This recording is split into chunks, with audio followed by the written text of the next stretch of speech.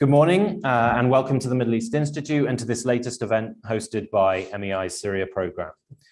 This event today is entitled Forever Change, Examining the Logic Behind the Syrian Regime's Violence.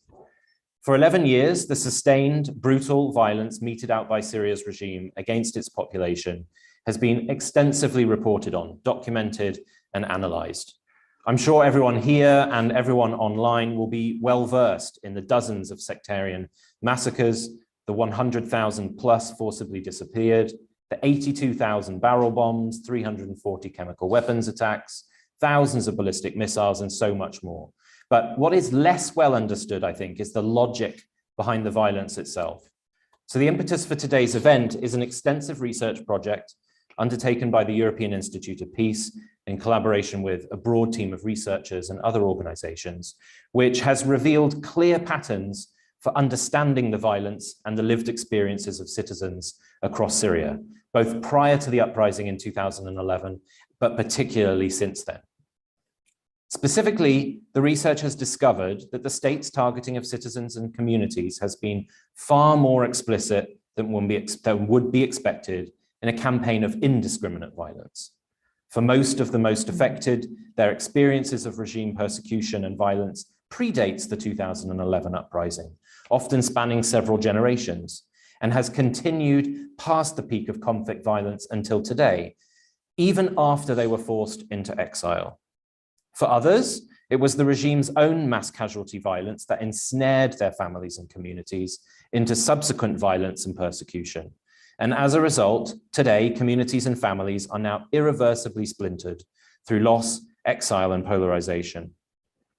In terms of policy, EIP's research suggests that Syria's refugee return prognosis may have more in common with the experience of countries like Myanmar than previously believed.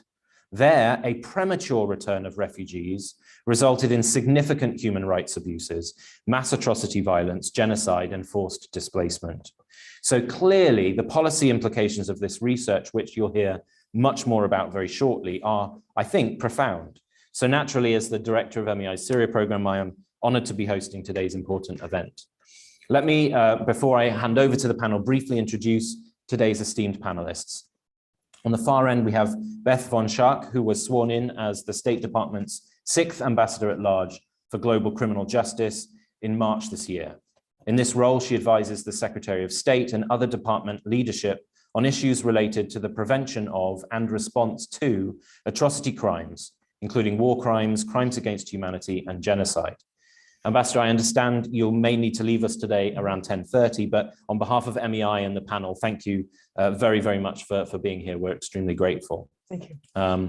We also have Naomi Kikola on my immediate right, who is the director of the Simon Skote Center for the Prevention of Genocide at the US Holocaust Memorial Museum, where she leads policy engagement with the US government and work on bearing witness countries, including undertaking the documentation on the commission of genocide by ISIS.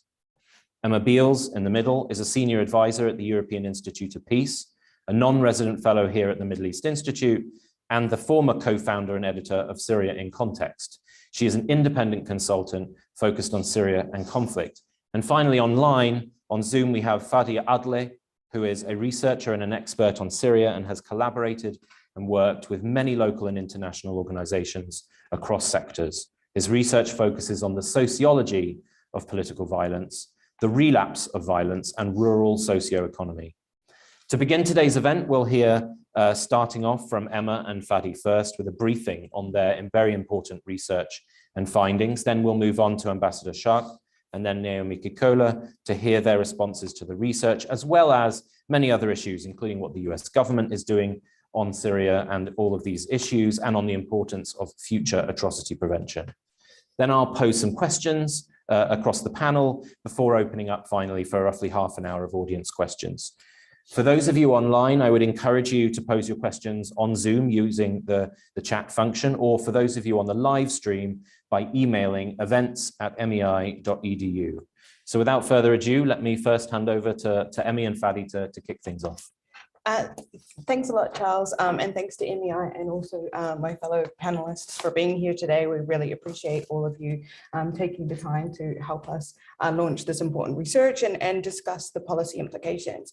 I think Charles has already introduced me and given us some really good top lines on what the research shows, so I won't repeat that. But just to say very quickly that this is part of a longer piece of work we've done sort of looking at the security sector, and then we wanted to understand how their behaviour affected victims and communities. So we looked at 4 different communities across Syria, so Zabadani and 3 sub-districts of Eastern Ghouta. We chose those because they have different topologies. So some of them, they were all besieged at different times, so they were under opposition control. But Zabadani, of course, was emptied of all people at the end of the siege, whereas the areas of Eastern Ghouta had a remaining population. So we have different sort of types of community in relation to the regime after the point of so-called reconciliation.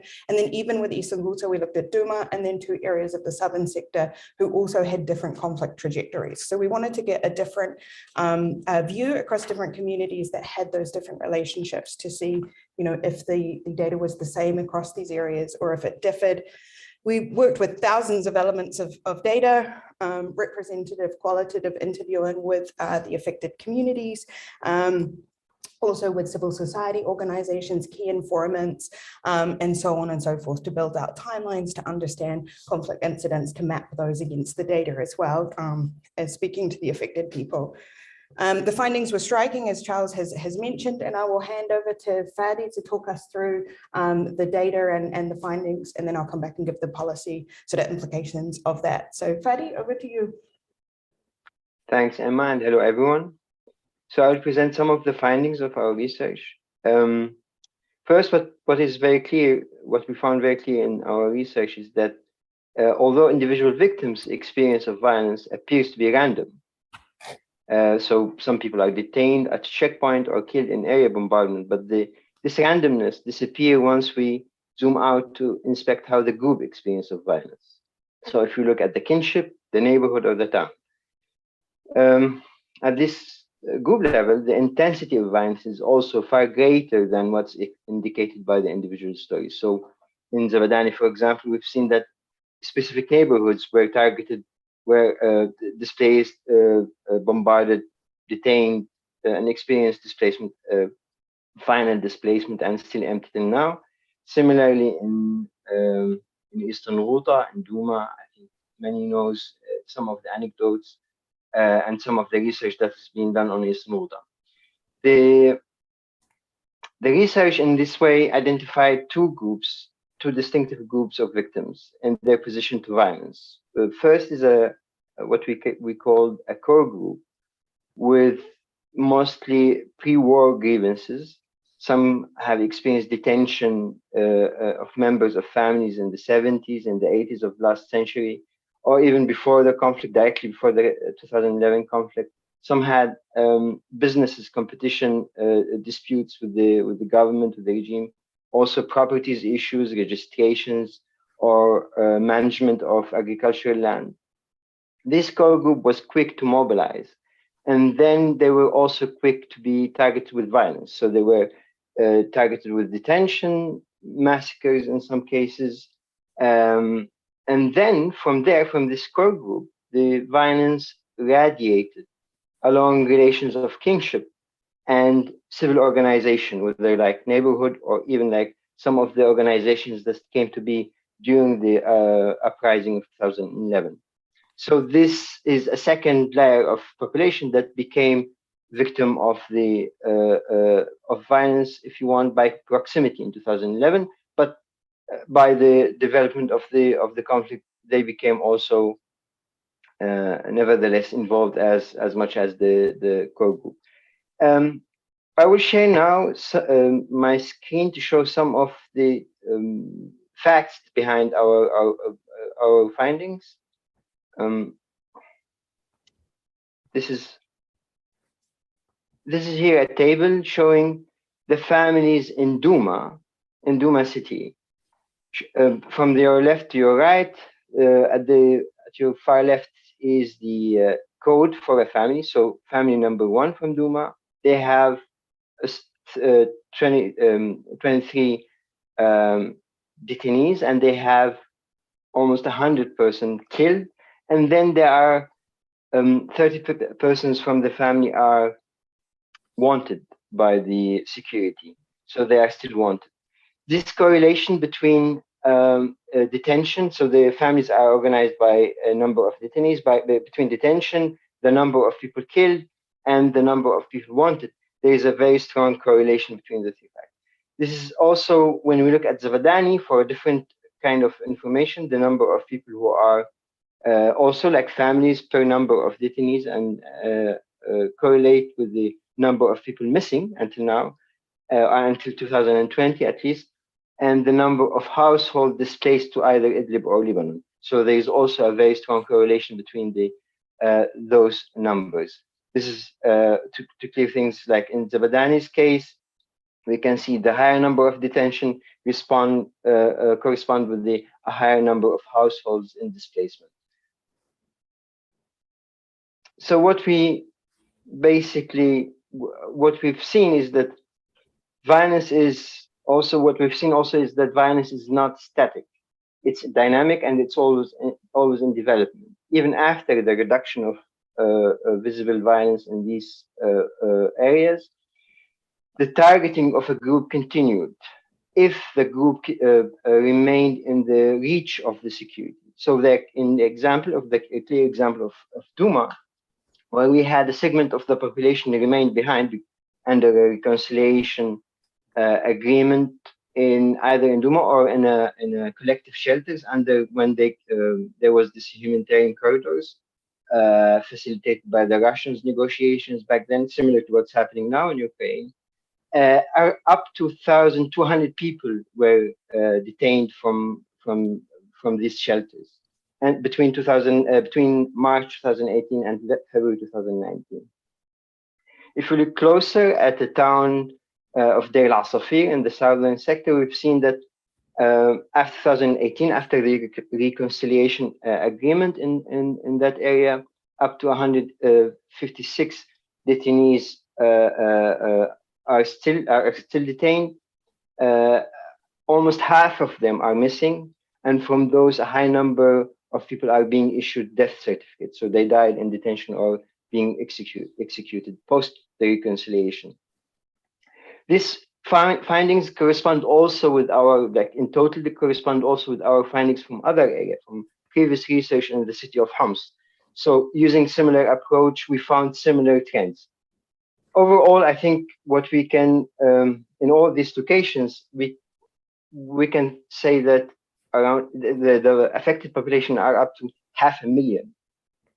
So it's a large number that we are basing these findings on, and we can extrapolate these findings to other areas. I think most of you now think of like other areas like Daraya, like Dara, and think, yeah, this is like these findings or these parameters could apply to other areas. What it means is that we can think that the multitude of affected population is massive. If we think about the whole country, we can see that the violence is shaped to target a group rather than individuals, and it's multi-layered and intense and persistent. This means that the most affected groups of victims in our focus and our research is the victims of mass detention and disappearance and their families, and the internally displaced and the refugees are continue to be affected by violence. Their life is continued to be shaped by violence and their decision as well. And although despite the apparent decline of visible violence in their place of origin. And back to you, Emma. Thanks, Fadi. We also wanted to look at some of the other types of persecution or more bureaucratic types of discrimination that we suspected or had researched in other work streams that might affect these populations in that sort of post-conflict hostility period in their areas of origin. So we had, through interviewing, talked to them about returns. There was quite a difference in the approach to returns. So in Eastern Ghouta, what we saw was a lot of people left during the reconciliation, in part because the targeting was so strong, but also because it came at the end of the reconciliations process. They had seen what happened in other areas. So they took that information and made some decisions. So a lot of people had left. We heard about some of what happened to people that remained, but people from that area were generally not looking at returning, and their extended families were not looking at returning. And some of that decision was informed by sort of harassment and detentions and so forth of some of the people that had remained behind. In Zabadani, it was a little bit different because there is sort of some of organized returns to that area from Lebanon over the years have occurred. So there was a little bit more information there. I mean, some of the similarities between the two areas was, reports of people outside, particularly in the Northwest, having to be sort of disowned or cut off from their families who remain inside, just speaking to them is frowned upon. Across both areas, people reported, not being able to access their assets that are in Syria. So not being able to sell or access their properties. And that can be exploited, right, by people who are back in the country trying to buy those properties for cash at low prices so that those people can extract some of the resources that they collectively have while they're in this protracted displacement. In terms of the people that had sort of returned in this period to Zabadani, some of the types of harassment were, yes, detention, but also, not being able to put electricity or internet on in the home because, the forms wouldn't be signed off because of the perception of the family. So those people would leave again. Being bullied out of jobs or fired from jobs and having to leave. Lawsuits, for example, that can result in detention, rejection of return applications. So people saying, yes, I do want to return, and then finding out they couldn't. And then people changing their return intentions because there was a premature return within the family where there was a negative outcome. And then that results in the family changing their intention that, no, we're not going to return, or we need to send some members of this family to Europe or through some of those migration routes because we're not going to be able to go home and we want the next generation to have a different outcome. And in some of those cases, through that interview, we found that those intentions were informed by actions that happened after those reconciliations because they had realized through that the targeting and persecution was continuing and that reduction in conflict, direct conflict violence, was not going to be the end of the problems for their family. We, do see also, the HLP development issues that we see everywhere, quite well documented, but those impact the areas that are primarily where the most conflict affected communities are originally from. So the specific suburbs within the suburbs is where the developments are happening. And so there's these other kinds of HLP issues. We also saw ministries as referring agents into wanted lists. So not just security branches, but ministries, and ministries that relate to the character of those communities. So when there's agricultural land use or light industry, we would see ministries related to those activities becoming referral agents into wanted lists alongside the security branches, which sort of, really made concrete something that we've suspected, or that was always kind of a conceptual idea that, these bureaucratic branches of the government were, working in concert in terms of the way they enact the bureaucracy to continue to target these same groups. We then see them not only doing that through policy, but also through direct relationship to the security apparatus. So in terms of what this means for policy, well, I think it suggests more research is needed. So, getting into the logic of the violence, I think, is really important. Initiatives like this one and others that Fadi and others are working on, pooling knowledge and resources and data to actually make sense of all of the documentation that has been going on through this conflict to come up with policy recommendations or findings or prosecutions or whatever it is. I think in terms of refugee return, there are implications from my thinking. To me, it alters the sort of theory of change, right? We don't just have a situation where you can have a sort of slight reduction in conflict-related violence and some increase in development assistance and minor improvements in behavior, and then we're on that sort of post-conflict trajectory where people can start to go back. We're actually in a different situation where that level of targeting, which isn't blanket across all of Duma or all of these conflict sort of affected suburbs, but quite targeted within those communities, even at a sub-level, suggests that that level of targeting isn't just going to go away, and that there are quite significant changes that would be required to make large-scale refugee return an option. And I think that flows through into the political process as well, right? Those same sort of changes are going to be needed through that process, because unless you can actually get to the heart of the intent and the agencies that are undertaking this targeting and this conflict violence, that is going to be a problem. And also, respecting the lived experience of the people behind that data, right? So if you're one of the members of those families and you have seen that many of your loved ones detained, that many killed, that many in displacement, that many on wanted lists, your lived experience, your perception of the conflict is one of annihilation or extermination, and certainly of permanent exile or disenfranchisement. So some of the rhetoric that we hear, or some of what seems like maybe stubbornness, for want of a better word, is actually survival, right? It's based on a desire to survive and the knowledge that that is unlikely in these current circumstances. And I think also on detentions, we tend to talk about, like, quote unquote, the detentions file or the detainees. This shows us that those detainees are completely linked to the refugees, to those who have been killed during the conflict, to the wider community. They are part of communities and families who have been conflict affected in multiple other ways. And we need to think more about the detainees as part of this broader understanding of the impact of the conflict, and not as kind of a bespoke set of people that are somehow unrelated from the broader Syrian population or the broader conflict itself. So those would be a couple of the top lines for me, but I'm happy to discuss in more detail during the questions. Great, Emma and Fadi, thank you so much. There's a lot to take in, but let me hand over to you, Ambassador, for your reflections and responses. Yes, thank you so much. I really look forward to reading the full report and also the follow-on research that comes, which I would encourage you to absolutely pursue. Coming from the perspective of an international lawyer and an office within the State Department that really focuses on how do we respond to atrocity crimes, we tend to look at a crime base and sort of categorize it along the lines of what international crimes exist. So are these war crimes? Is this a crime against humanity? What are the elements of those crimes?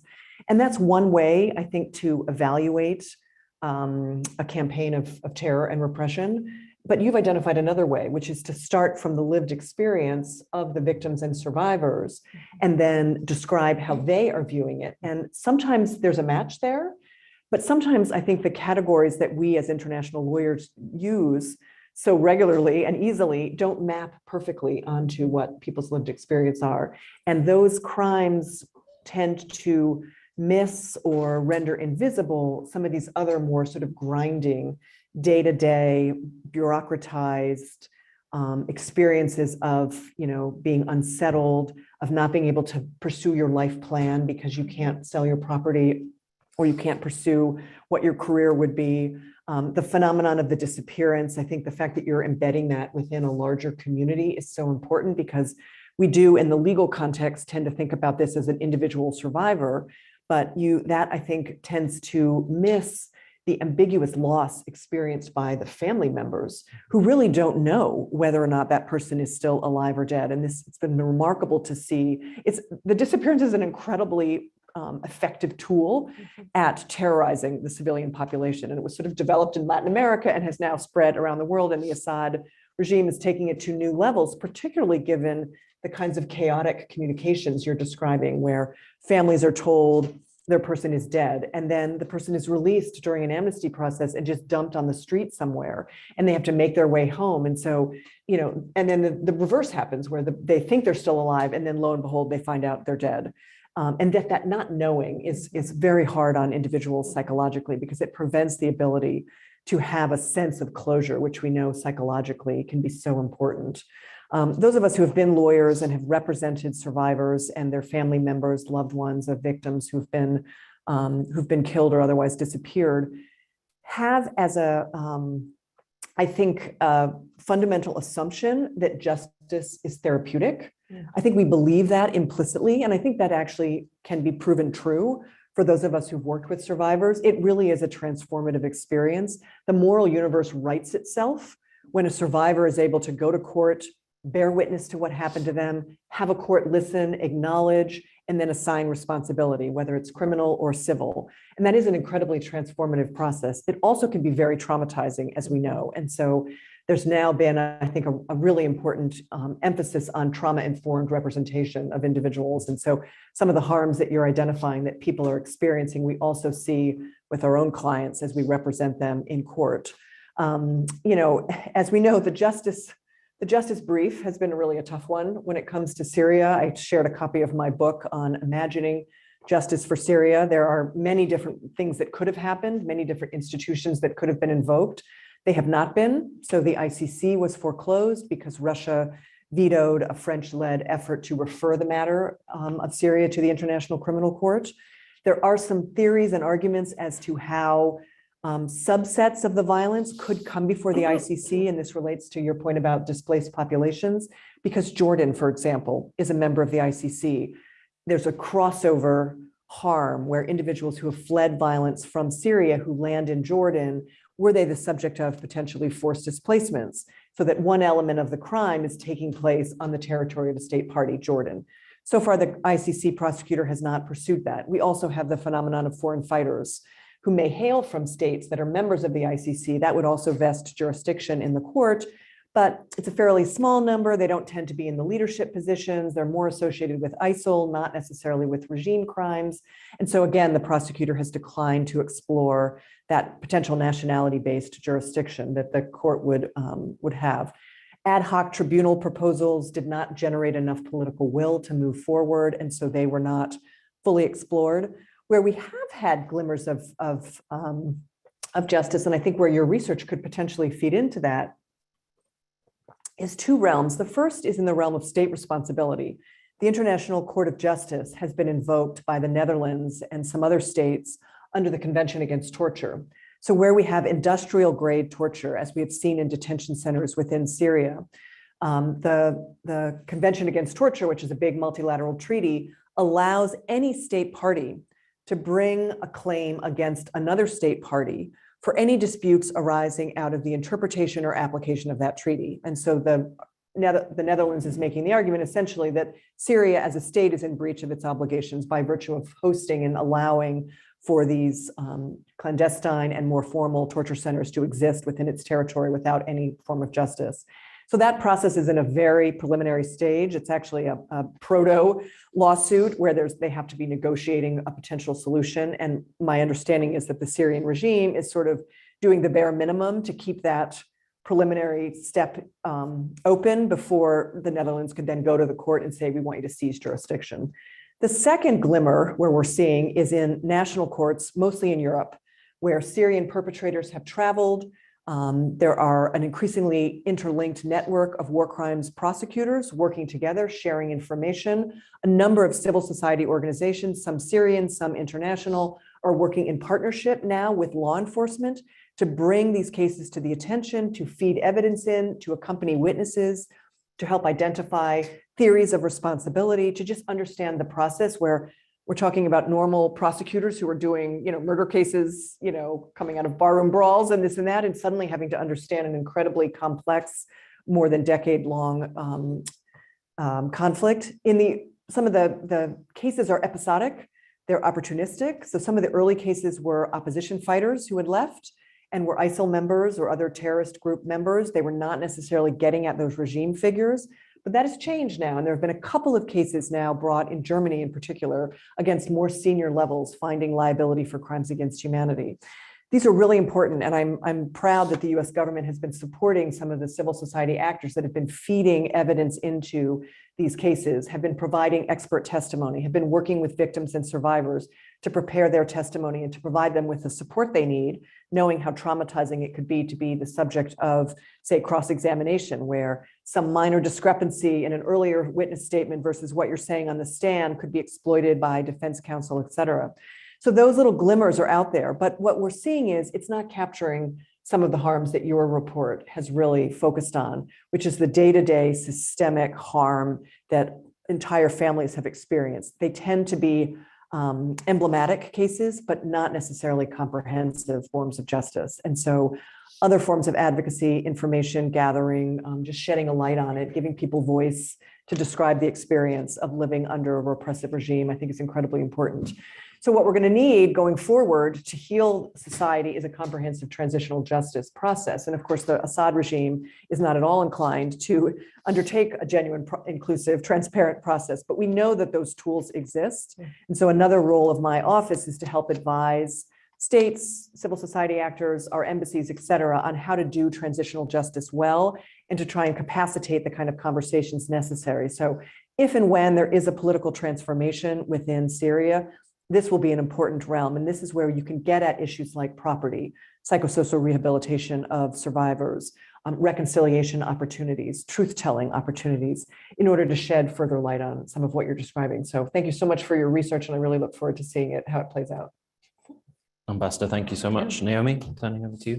Thank you so much, Charles, and really a very heartfelt thank you to the work that you have been doing for years, putting a spotlight on Syria.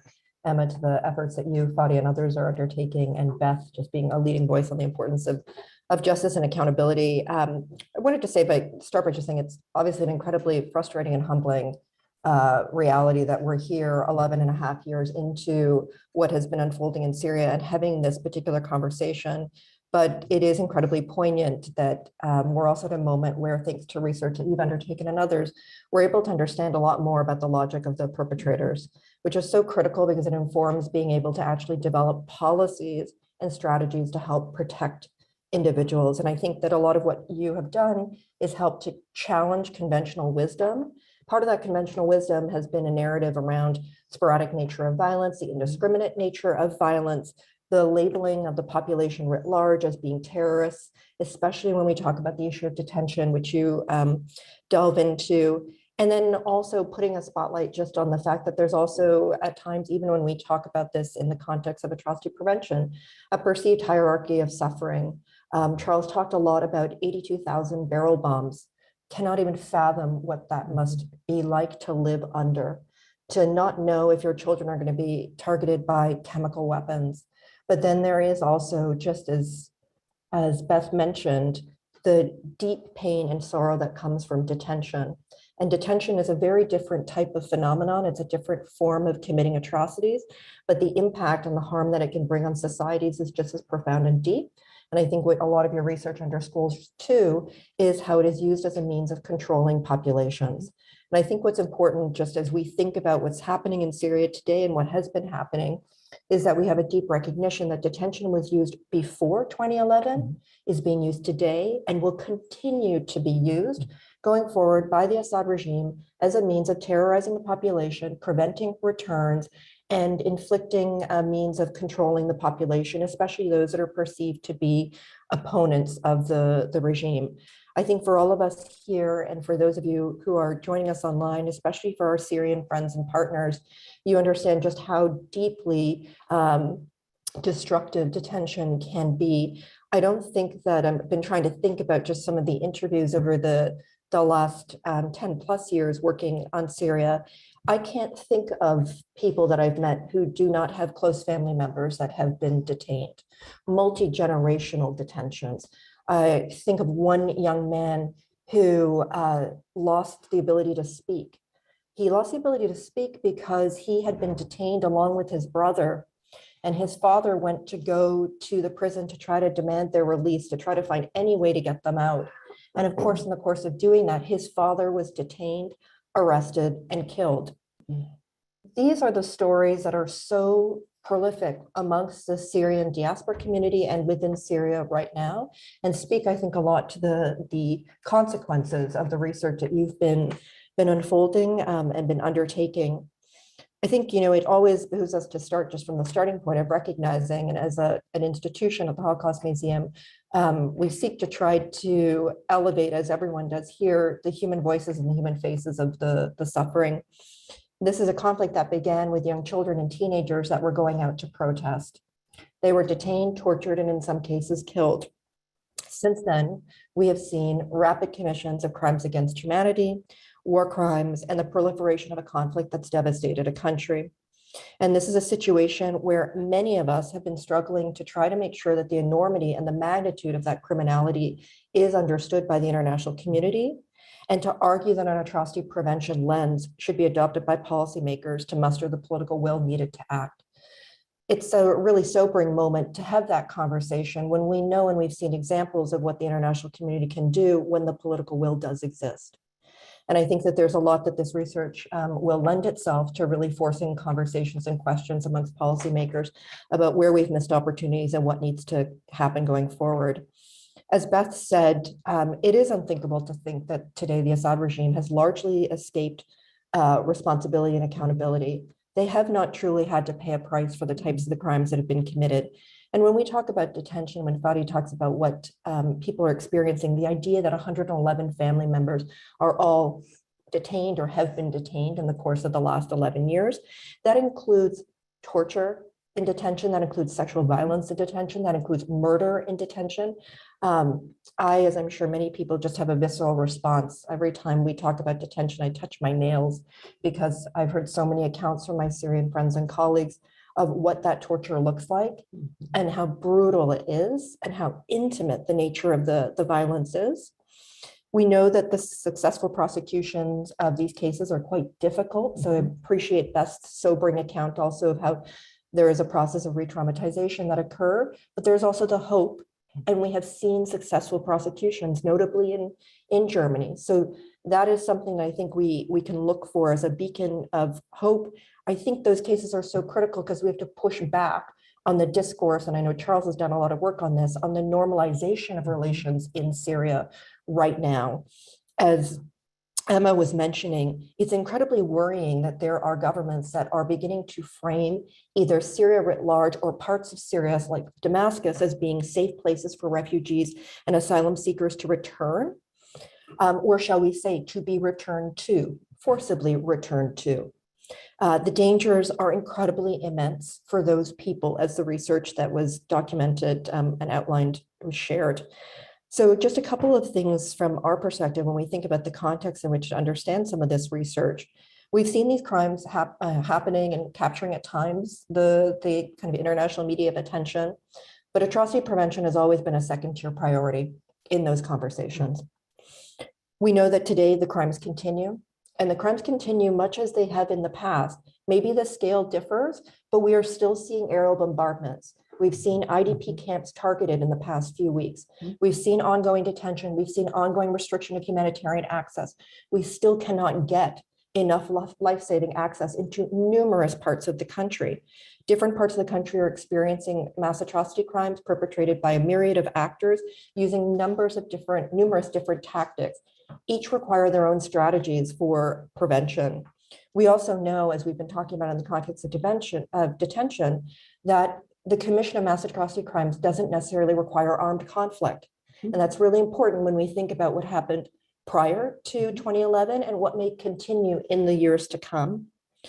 And we also know very clearly that the commission of these crimes has been part of a very intentional strategy. And I really applaud the research in showing that, the micro-targeting of particular communities down to the family level. And we know from stories of people who have been forcibly returned or who have sought to return, just how continued that targeting is when people through reconciliation agreements have been picked up, gone missing, put in detention, potentially killed. So we know that this is a strategy that the Assad regime is going to continue to use as a way of retaining control. And it's been a way of really trying to also divide elements of the opposition at various stages. So that logic of understanding how perpetrators act and why they do, I think, is of critical importance. Maybe just a few kind of additional points as we think about this. One of the kind of elements that we have really felt requires more attention, especially today, is just a recognition that when we talk about the enablers of these atrocity crimes, it looks different based on the nature of the crimes being perpetrated. But of course, there is acquiescence and acceptance of the strategies being used. Russia and Iran have been very supportive of the Syrian regime. In recent months, there has been a greater focus on the fact that Syria has drawn on support from the Russian government. What has not received the same amount of attention is that the Russian government continues to themselves commit crimes within the country. And I think that's something that we have to remember. Despite the fact that they have focused the resources and attacks in Ukraine, they are still committing attacks in Syria, and there are Syrians that require protection from the Russian regime as well. The research that kind of came forward today, I think, has been so important in terms of highlighting the collective punishment element. And when we talk about collective punishment and we go back to the idea that certain parts of Syria might be safe, that certain parts of Damascus might be safe, I really think it begs really putting a focus on the countries in question that are considering sending people back. Denmark, a country that I was born in, has been attempting to send people back to Damascus. There is, even within there, a tacit understanding by them that perhaps young men who might be sent back may themselves be picked up and either forcibly forced to fight and be conscripted or be detained. That does not mean that they are not above trying to send back young women. Those are situations where they themselves may also face detention, where these crimes and the phenomenon that Fadi and Emma talked about can be continued and continue to be perpetrated. It really begs questioning on what are the moral values, the foreign policy prerogatives that a country is going to advance if they're going to be in the Security Council, if they're looking at a situation like Syria and determining that this is a safe area to return. What is the message that that sends to the Assad regime when we know that the logic of the perpetration of detention is about control, it's about continuing to create an environment in which we can terrorize populations, and it is not a safe environment for people to be returned to. So I really, commend again the research for helping us just understand the phenomenon of, again, the micro-targeting of individuals, of communities, of localities, and what that means for conversations about returns, normalizations. There's a lot that we can do, and I'm sure in the questions we will kind of open it up and get into that. I think there's a couple when we think about just big implications of the research.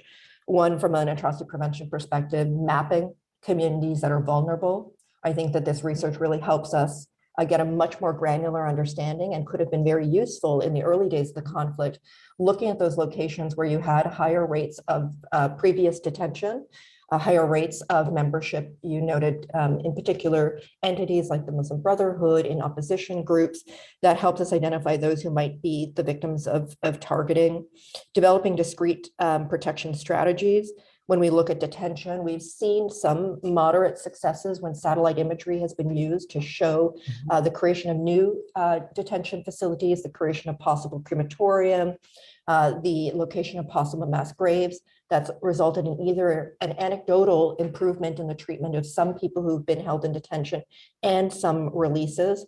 We know that there's strategies around protection just through the sheer act of governments, the ICRC and others requesting to go and meet with those who are being detained, that we can think through in terms of protection strategies. I think a really important kind of outcome of the research too is countering narratives. Both people, at least of those that I've seen, touched on how that narrative around terrorism and terrorists is something that, again, afflicts communities and has a multi-generational attachment to it that we collectively need to work to continue to counter.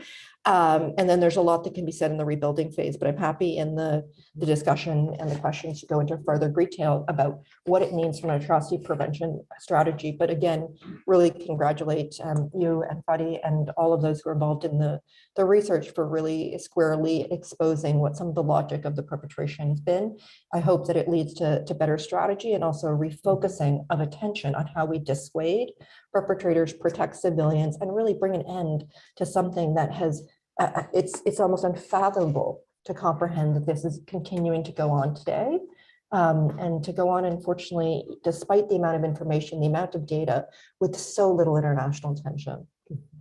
Yeah, absolutely. I mean, I'll echo that for sure. Naomi, thank you very much for all of your comments. Ambassador, I'll turn to you because I know your time is short. So we heard from you, I think, a fair bit about global criminal justice's work on accountability vis-a-vis Syria, but also, more worldwide as a way of preventing atrocities, I guess, ideally before they happen, or at least while they are occurring. But, the research that we've heard about today, I think, shows retrospectively an extraordinary high level of effectiveness of the victims, but also their continued risk and the continued potential for the kinds of targeted violence that the research covers. So my question, I guess, is fairly simple, but maybe the answer is difficult. But that is, how can we, or how can the US government ensure, or better ensure, that the implications of this research help us to better protect I guess, the millions who are potentially at jeopardy of future violence in a place like Syria? Is there more that we can do beyond supporting cases ongoing in Europe?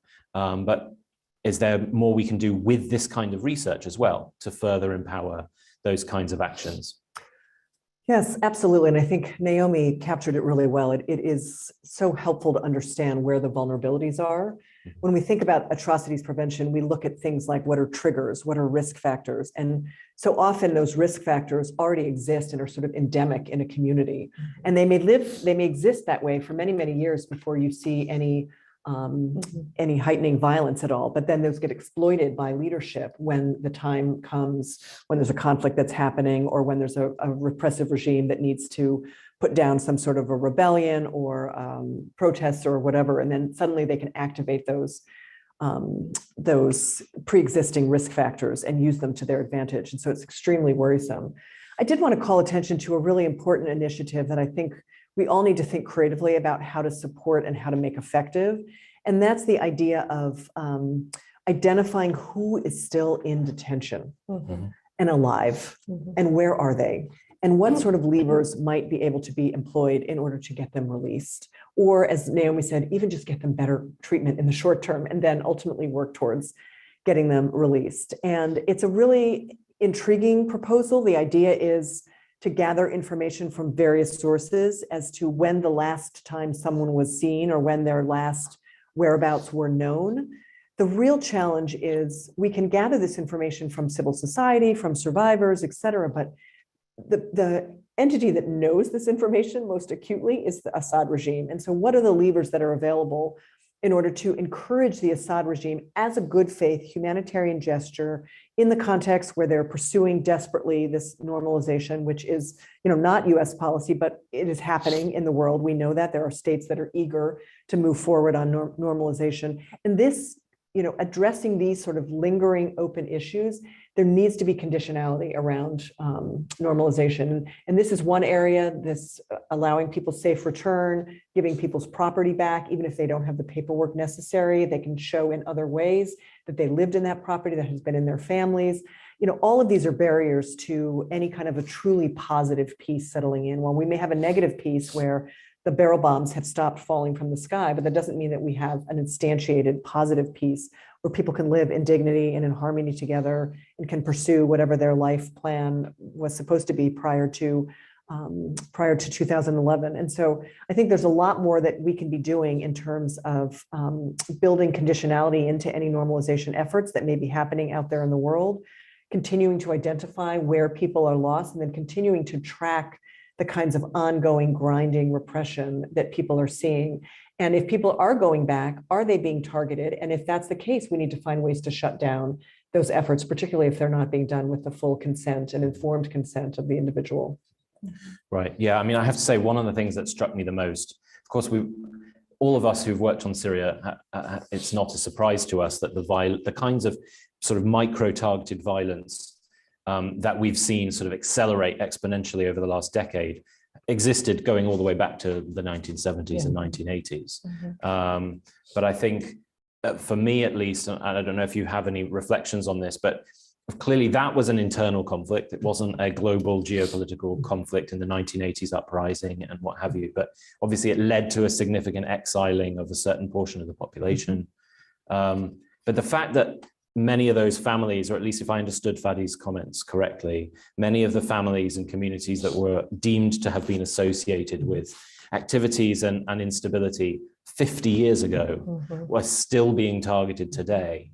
I guess, you know, if you're a Syrian, you ask the question, how on earth are we as Syrians going to prevent 50 years from now the repercussions of what's happened since 2011 from continuing? But I guess if I sort of double down on my question, I don't want to put you in a difficult position, but what can governments do over that kind of a time frame?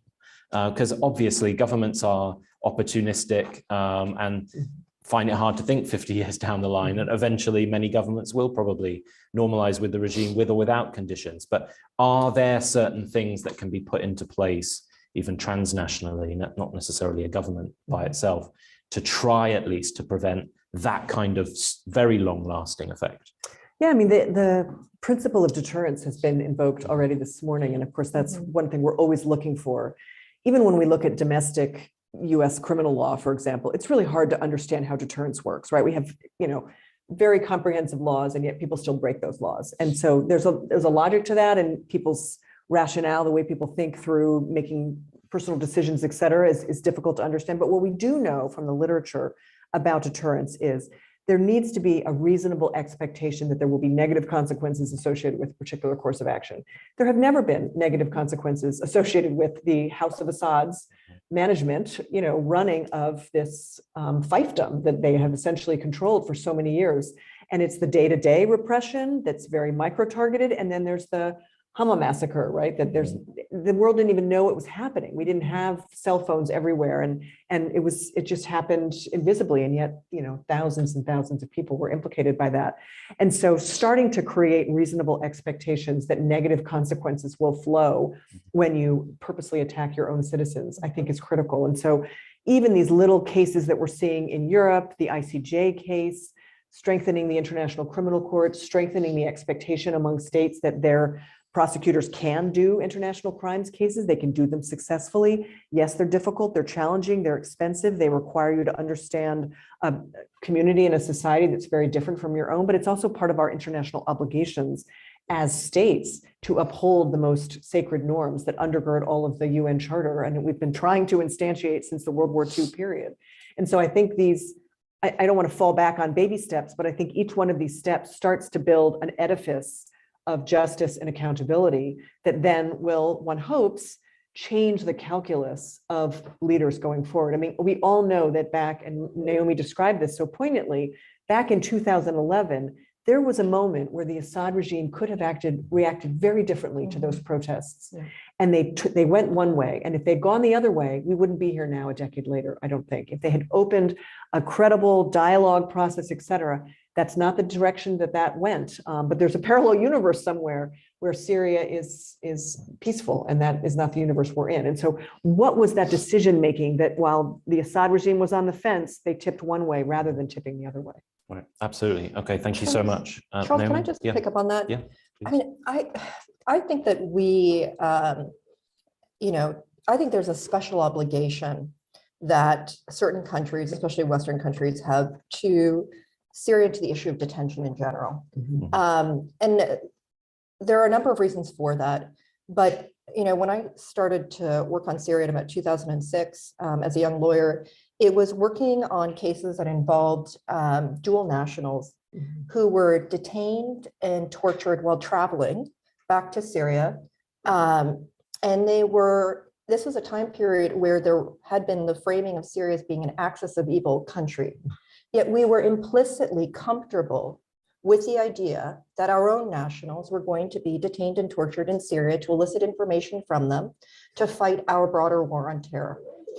We knew the nature of the Assad regime. And I think this goes back to, again, why this type of research and understanding the logic of perpetrators is so important, because we have to understand the warning signs, and we have to look for the types of crimes that perpetrators think they can get away with, what they will do behind the scenes at some point when pushed. They will make public. They will change the nature of their crimes. There had been a widespread acceptance that torture existed in Syria for decades, as you said. We actually helped to enable that at a really pivotal moment. And yet to this day, as I said before, there is still a hierarchy in kind of how we perceive suffering associated with different forms of mass atrocity crimes perpetrated in Syria. And I think we really have to say enough is enough. Detention is the one through line between the past regime, the current regime, the future regime. And so if it's measures, as Beth said, to try to at least publicly account for and find out who is being detained, if it's efforts to try to ameliorate the suffering for those who are being detained right now, if it's efforts to make sure that those who are being detained are released, all of that must be done.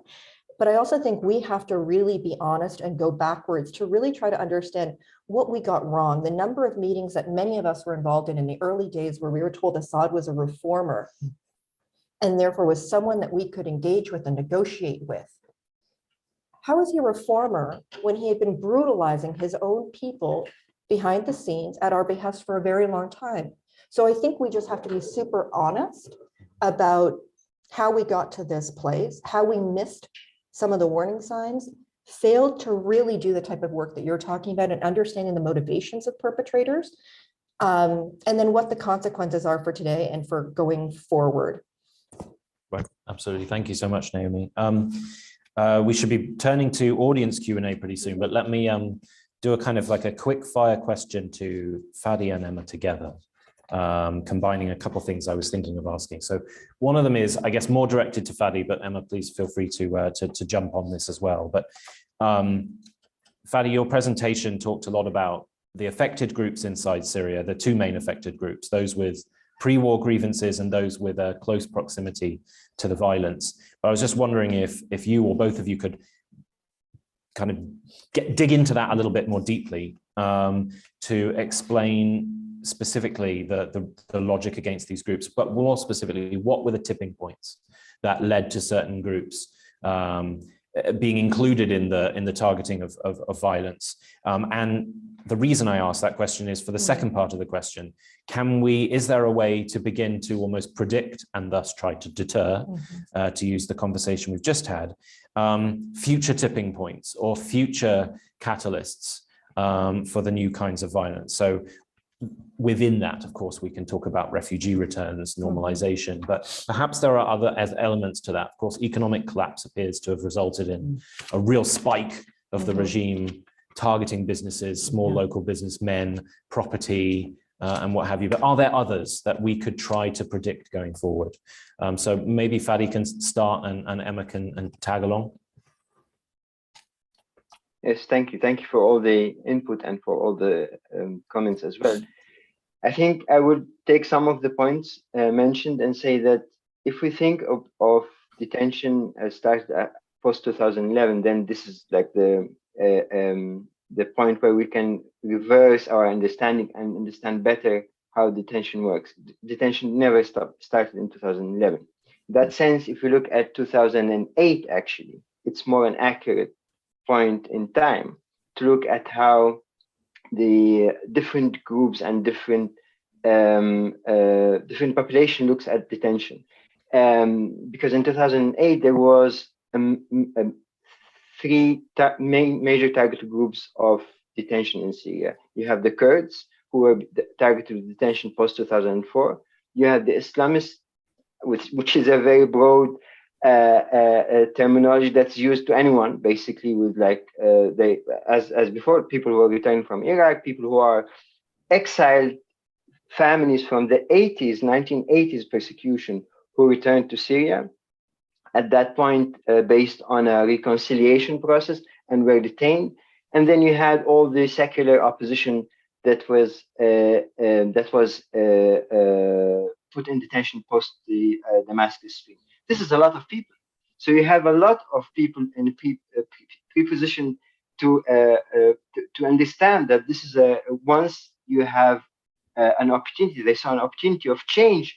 The main target was the security. The main issue was the security long reach, the security apparatus long reach. And this is in one way or another, like whether it's a dispute with the local security person over who can dig the permission to dig a well of water, or it's like 10 people who were detained from the family in the 80s because they were accused of being Muslim Brotherhoods.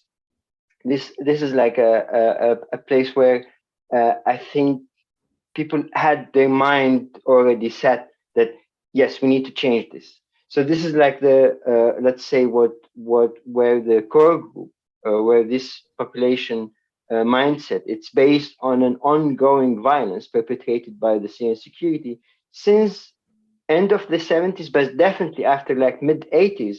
I mean, that was a very strong reach that they used to control every aspects of life, from like from the political to the economic, everything. So from there you have like they, if you want, this group were able to educate other much younger groups, and we've seen in the conversation with the people that we talked to, they had a reflection at the 2011, at the point of the demonstrations. There was of the protest at the beginning of the protest movement, there was an internal discussion about what happened before. So people were saying how they experienced this.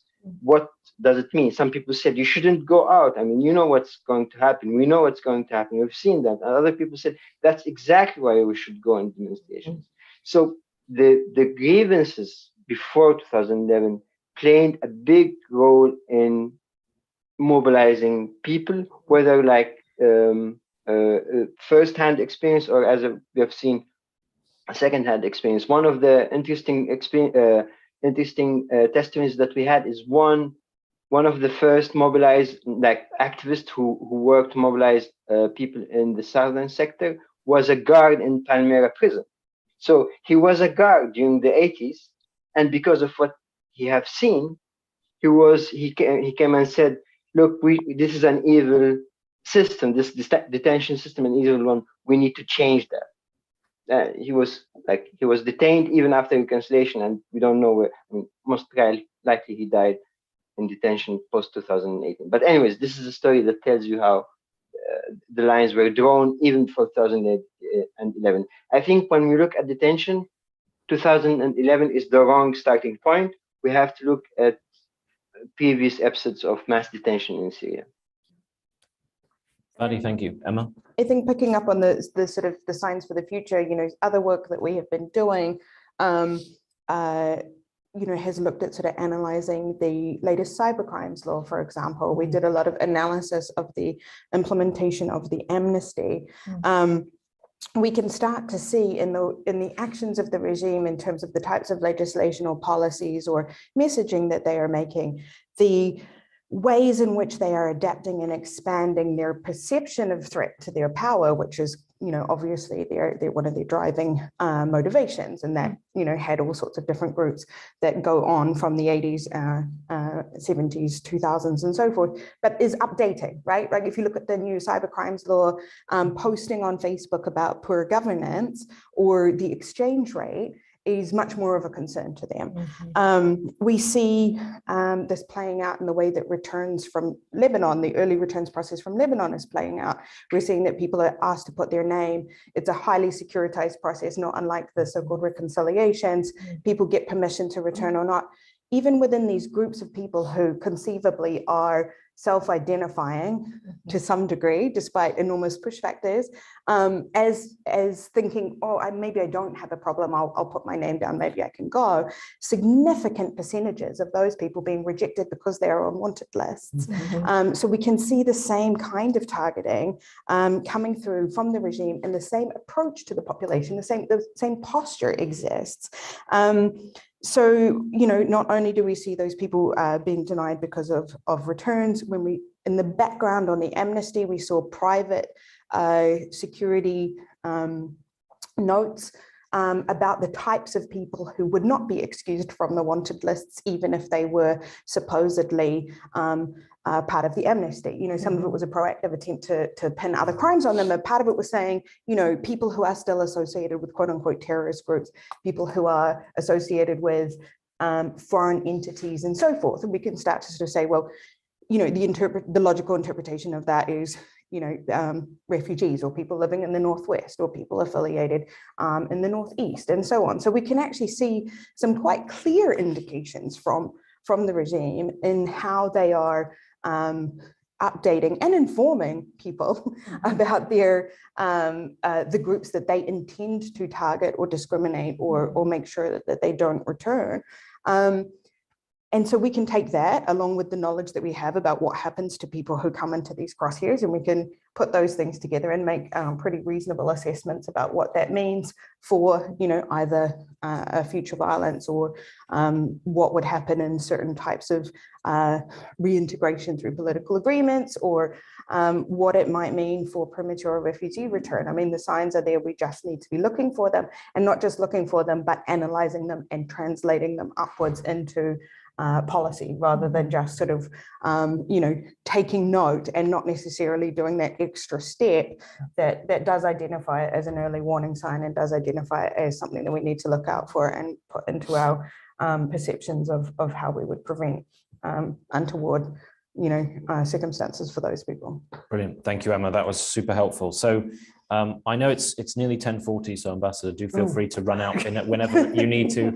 I don't want to take up the schedule, but Well, thank you so much for such a being rich conversation. I Thank you really look so forward to much. staying in touch on this. And thanks for the Institute for hosting a really important conversation. here. Absolutely. Thank you for coming. We have some great questions online, but I'll give the bias to people in the room to kick things off. So Chad's got his hand up. So why don't we start there? I think we do have a microphone. Yeah. Thanks so much. Another means of state-sanctioned violence is starvation. And my question is that does the report address this? Because community after community ended up submitting themselves to the regime because the Assad regime was manipulating UN aid. And, you know, the tensions, you know, it's no small thing, of course, but it's a very non-kinetic action that the state can use as a means to punish people, community. So my question is that does the data address that issue? I mean, certainly in Eastern Ghouta, I remember my friend Qasim Iyad talked about it in an interview in 60 Minutes. He says, you can shoot me, you can bomb me, you can shoot chemical weapons at me, but you cannot beat starvation. So that's my question. Thanks, Chad. That's open to anyone who's happy to take it. I would say that the underpinning research does mention it. I think basically because we know that what happened in these areas, we didn't sort of go into masses of detail about that because we know that that's the context, right? So we had referenced that, you know, part of this experience was besiegement, starvation. We talk a lot also about displacement, which we haven't mentioned in this panel. You know, the way that displacement relates to the violence as well, that early displacement, for example, was temporary. People would take shelter, you know, somewhere nearby. And then as the targeting started and the violence increased, that displacement, they would have to go further afield. Maybe that area also became targeted, and it didn't really stop until they ended up outside of the country, right? Or trapped within a siege. These were kind of the two options. And so then when they were trapped in the siege, obviously starvation, denial of services was a huge part of the lived experience of the affected communities that we're talking about. And I think we need to see it as a through line to, you know, if you cannot get a security clearance and put the electricity and internet on in your home or access the subsidized goods or the shelter programming for your house, that is to some extent a continuation of that same tactic, right? It's less severe, you know, if you can't get the internet. I mean, you know, in 2022, it might be seen as catastrophic, but it's certainly not starvation. But though it's using those same kind of tools, denial of basic needs and goods and services to continue to target those communities. So it is very much a part of the same, you know, set of multiple indicators and multiple levers or tools to punish or repress or deny and persecute these same groups of people. But we mostly have referenced, you know, the work that has already been done on that, rather than sort of analyzing it in masses of additional detail. Great. Thanks, Emma. Let me throw two questions out from online, because I think they're good ones and they touch on things that we haven't necessarily touched on ourselves yet. One of them says, can you please talk more about the use of sanctions and trends of violence seen in Syria? Is there any observable relationship between sanctions and violence? I guess that relationship can go either way, feeding it or deterring it. Second question is, I'm interested in the implications of the research for operational humanitarian and development organizations, especially UN bodies. Have you presented the research to the leadership of these organizations? What have your core messages been related to programmatic approaches? I guess that's perhaps relating to some of the recent reporting about UN procurement and UN programming being linked directly and indirectly to some of these forms of violence, and whether or not there are other sort of mechanisms to try to detach themselves from or even deter some of that behavior. Those are both questions also to all of the panels. So, Patty, do you want to take the second question and talk about the experience of some of those communities? Yeah. So, I mean, obviously there is like the implications are quite, I mean, big, because if we take the example of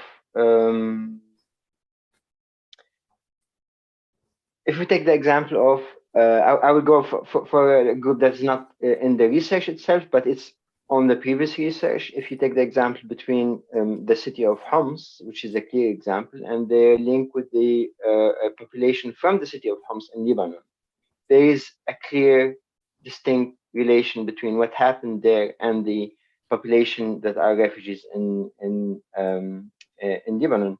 And as we like to say, I mean, the borders only exist for the UN. I mean, it's not non-existent, the Lebanese-Syrian border anymore for other actors.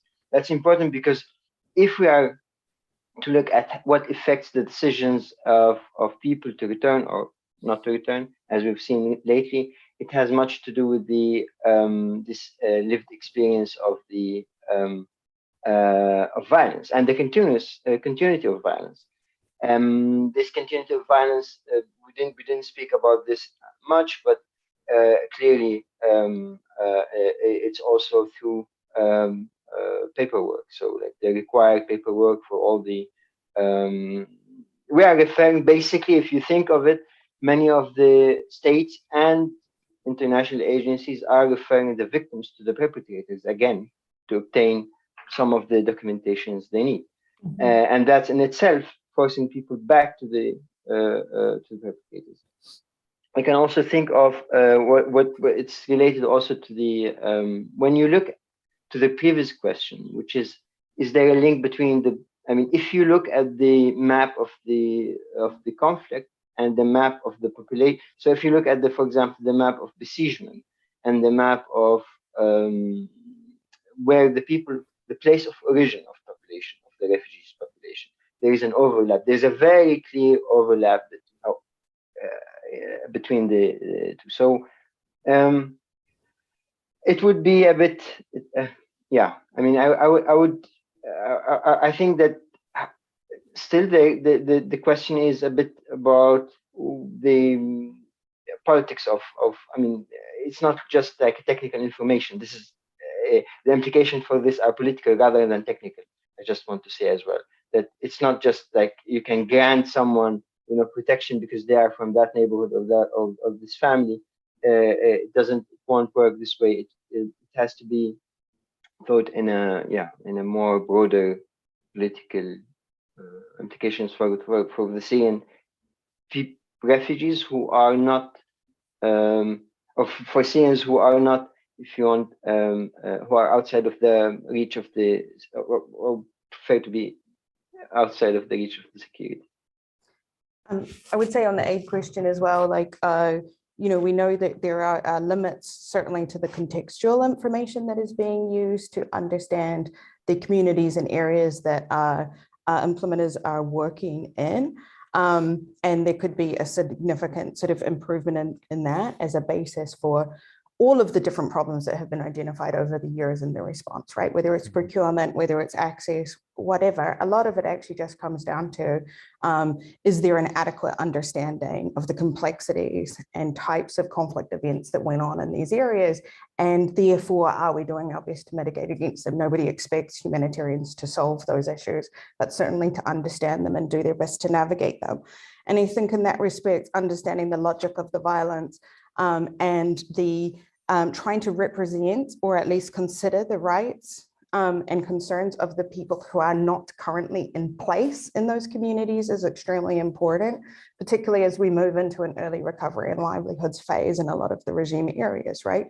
Making sure that, sure, we're going to go and speak to the community that are in place, make sure there's local involvement in those decisions, but also make sure that the people that are not there are understood and represented. Make sure that the perpetrators of violence against those people are not empowered through the humanitarian process. Make sure that if we see that bureaucratic processes and systems, housing, land and property, access to services, security status with the regime are being used as ways to discriminate against or sort or classify the population from the regime's perspective, that those are not being consolidated necessarily by the humanitarian system.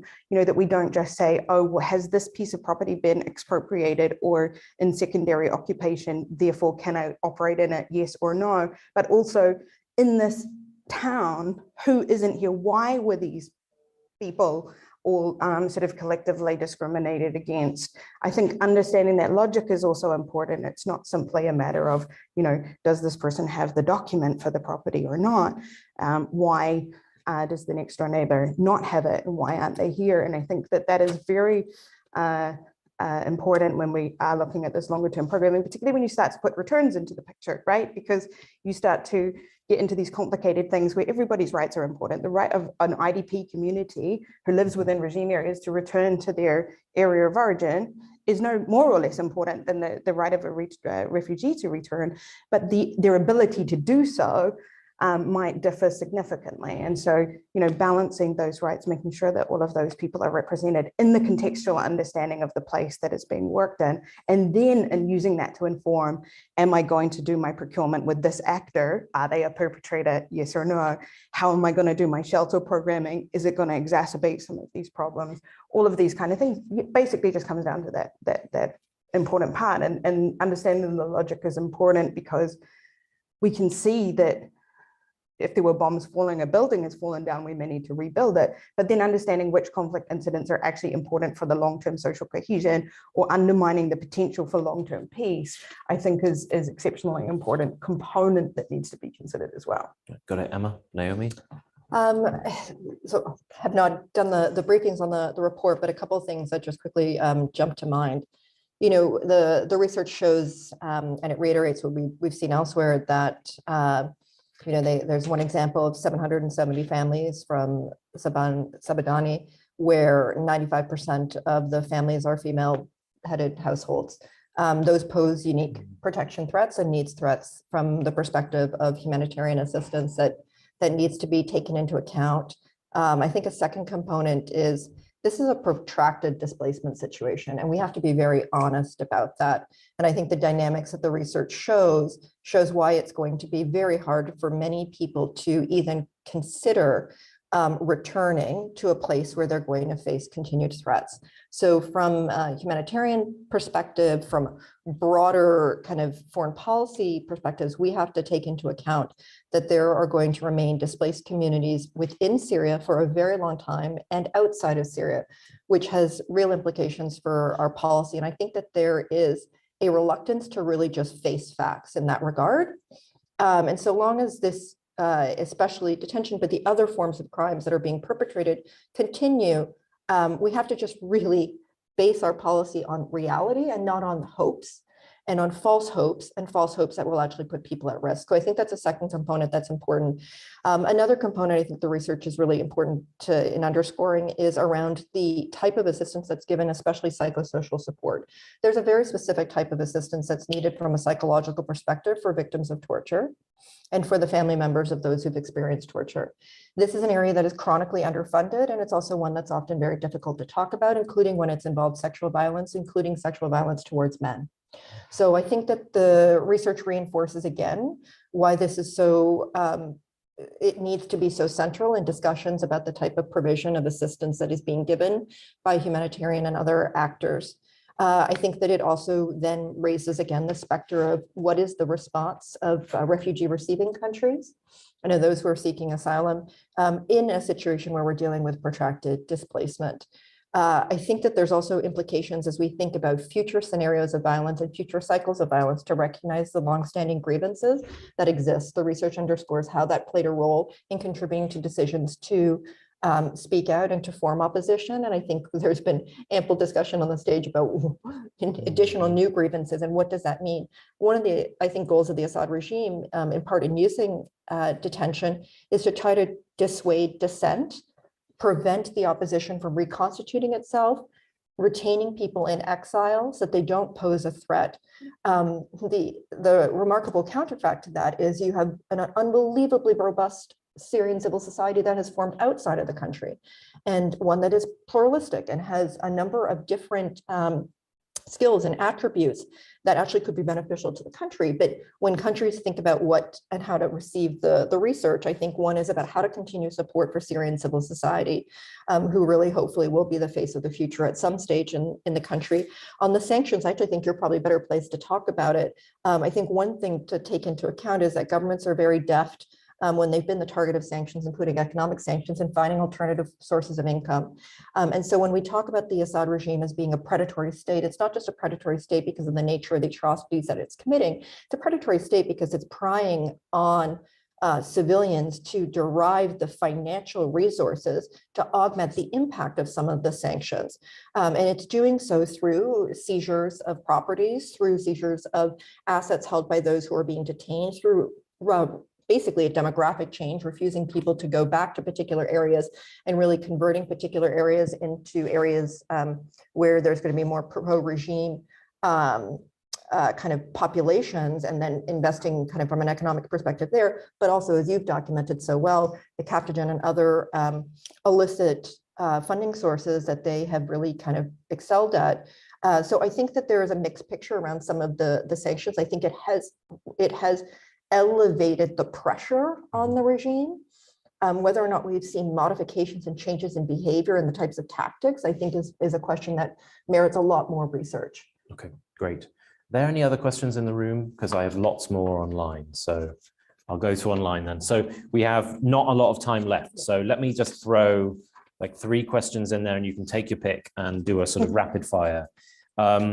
So we've had a couple questions related from Nerma Jelacic from CIJA and Ronan Tynan, whose documentary on bringing Assad to justice is really a must watch. But they both focused on the issue of accountability and to what extent this research can help feed into that, but also just the very blunt question of, are we going to see accountability down the line? Nerma mentioned that EIP and the Syrian Association for Citizens' Dignity held a conference just today and yesterday in Geneva on the safe return of refugees, which of course, feeds into the whole accountability issue, I think, as well. So that's one, accountability. Other question is a very, very simple one. Does the Syrian regime actually want refugees back?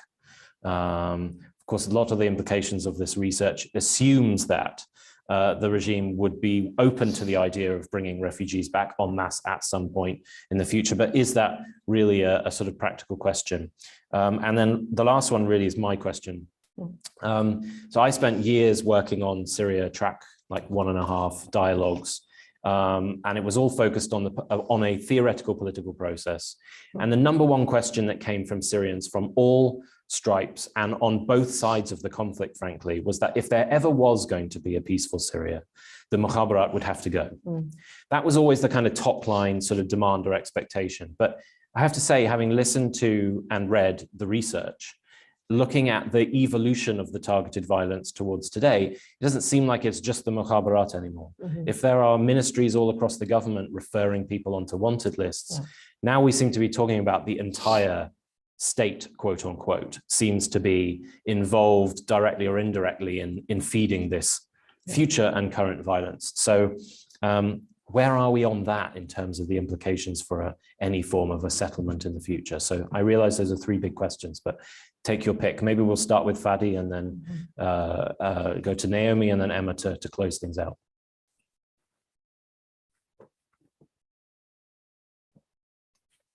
Thank you, Chuck. I think, of course, like the research and the approach, let's say, because the approach is working with tens of Syrians, other Syrians. So this information that we have comes from victims, families, their direct representatives, the grassroots who held this information. And that shows that there is in 2022, there is still vigorous wish for justice, accountability, what we can do with this information. This is not historic information. This is something we can still do something with it. It comes from people who are inside of Syria, outside of Syria. So I think that there's a clear, in a way, the research shows, at least from my point of view, it shows that there is a collective willingness to pursue accountability and justice. And then there is technical implications for the report, which shows that if we are to approach the violence in its multi-layered impact on population, we actually don't need, at this stage, we don't need the cooperation of the Syrian regime. We can build the image from the victim's point of view. And I think this is mainly what the Syrians were doing for the last, I would argue, for the last 20 years, because it includes a period before 2011 where some groups were active. But I would, for example, quote the work that the Sednaya Victims Association did on Sednaya and bringing this black hole in our knowledge into light. And I think that's an example on how the victims are and can be and are able to make quite a big impact on pursuit of accountability and justice. I think the question here is what kind of platform we have now, because what follows the current trend for accountability and justice is that the process is not inclusive of much of the grassroots. It is inclusive, but it's in one direction.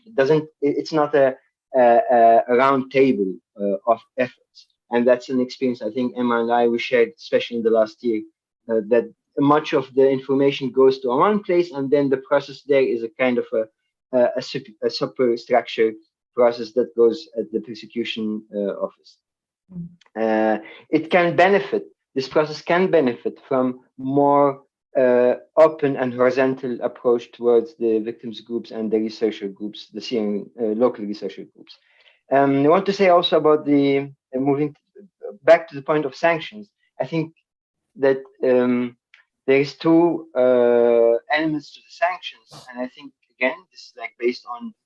This is not the first time it happens in Syria. It happens before that you have sanctions. I think sanctions have a dual impact. They impact the individuals, of course, like the targeting of sanctions of individuals does show some kind of retribution for the actions. But then at the very local level, it might and probably it does encourage the economic networks and the grassroots of the same perpetrators. So it has an empowering impact on these predatory networks. Whether, again, I would bring the example of the cross-border networks of that are working between Iraq, Syria, and Lebanon, seeing that this is like the more sanctions, the stronger these networks are becoming. Actually, the last point is related to the question on the return of refugees. I think we don't need a lot of. We have some. I think Emma can talk about this more about the recent episode of return from Lebanon. I think the regime wants people to return, in the sense of they want them back to the security state, and that's what people are refusing to. So there's no difference between the persecution, the wanted list, the civil record, and the application for return for the Syrian regime. It's one thing, and that's I think where it's a bit confusing for non-Syrians, because For a Syrian, I mean, if you go to the embassy, you are going to the security. It's the same thing. And from there, I think it's important to see the recent return process from Lebanon, for example. And again, like this is just because it's the most recent, as a purely security process. It did start with sending list of thousands of names to the Syrian security to approve or not approve people. And I think that's what shouldn't be happening. I think this is like what shouldn't be allowed to happen. That you are encouraging, again, you are encouraging the security, the apparatus, the mukhabarat, you are encouraging them to oversee these populations that are outside of their reach by creating these processes that look bureaucratic but are actually totally about scrutinizing people. I think that the list of I think that the people who are the people who are wanted by the Syrian security, so are not allowed to return, probably this is like a dynamic thing. So if you look at the how many people are in the wanted list, it's millions of people, right? I mean, at least this is what came to our knowledge. But if you look at the level of wantedness, if you want, like, are they wanted for are they part of the core group, or are they part, as we described before, or are they part of the social group? I think this is where it's a dynamic process rather than something that will that is dogma, like that starts from now, that the regime would say, no, you cannot return, or you can or those can return.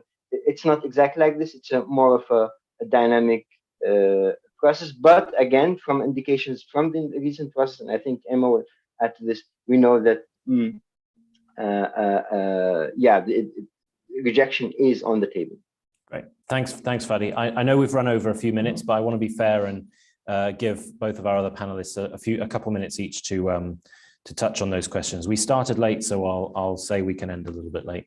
But Naomi, and then we'll move to Emma. I'll just be very quick. I mean, I think both Nirma and Ronan have been involved in what will be a very long effort of trying to advance and pursue justice. And I think this is an instance where we have more data, more evidence in this particular instance than we have in most situations where mass atrocities are being perpetrated, which presents opportunities, but it has to be an enduring commitment by the international community to invest in supporting efforts at accountability, and especially in continuing to invest in Syrian civil society. We've seen some of the most innovative organizations emerge doing the hard work of trying to account for the missing, document the crimes that are occurring, engage with international actors, be advocates, and also help inform their fellow Syrians about what their rights are.